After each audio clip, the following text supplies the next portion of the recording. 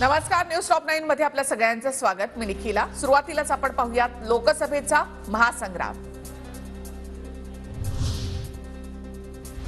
अमरावतीमध्ये science core मैदानाच्या परवानगीवरून बच्चू कडू पोलिसांवर भडकले। उद्याच्या सभेची परवानगी असताना बच्चू कडूंना स्टेज लावण्यापासून पोलिसांनी रोखलं, तर बच्चू कडूंच्या प्रहार पक्षाची मैदानाची परवानगी सुद्धा रद्द करण्यात आली। अमरावतीमध्ये बच्चू कडूंचा सभास्थळावरून high voltage drama. Science core मैदानावर अमित शहांची सभा, मात्र हे मैदान आम्ही आधीच आरक्षित केलं असल्याचा कडूंचा दावा। मी स्वतः कडूंशी बोललो आहे, संघर्ष होऊ नये, अमित शहांची सभा होणार। मुख्यमंत्री शिंदेंची प्रतिक्रिया, तर राज्याचं नाव खराब होईल अशी भूमिका कोणी घेऊ नये, सभेसाठी संघर्ष नको। उपमुख्यमंत्री देवेंद्र फडणवीस यांची प्रतिक्रिया।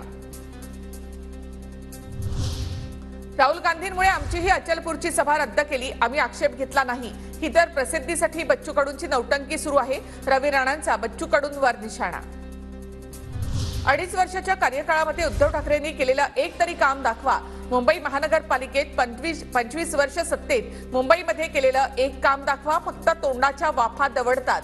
देवेंद्र फडणवीसांचा ठाकरेंवर हल्लाबोल। फोन टॅपिंग प्रकरणामध्ये देवेंद्र फडणवीसांना अटकेची भीती होती। आपली अटक टाळण्यासाठीच त्यांनी शिवसेना आणि राष्ट्रवादी काँग्रेस फोडली। शिंदेंच्या आरोपानंतर संजय राऊतांचा फडणवीसांवर हल्लाबोल। महायुतीमध्ये 2 जागांवरून रस्सीखेच। नाशिकची जागा शिंदेंना दिल्यास ठाण्याची जागा भाजपला द्या, तर दक्षिण मुंबईची जागा शिंदेंकडेच ठेवा, भाजप पदाधिकाऱ्यांची मागणी।